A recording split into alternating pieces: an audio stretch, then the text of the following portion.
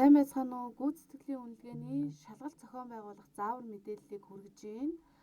Мэргэжлийн багш нар нь өөрсдийнхөө эрхээр нэвтэрч ороод миний сан дотор шалгалтын сан байгаа.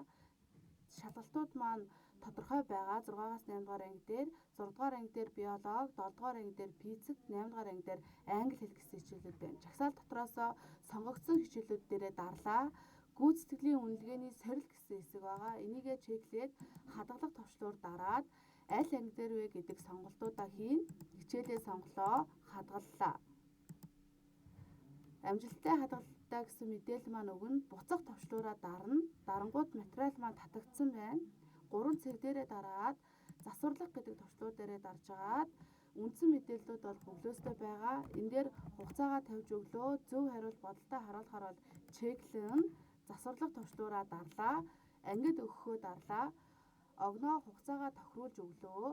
Бүх ангиа чеклэхээр бол бүх ангиа чеклэн. 2 анги чеклэхээр бол бусад ангийнхаа чекүүдийг авчна гэсэн үг.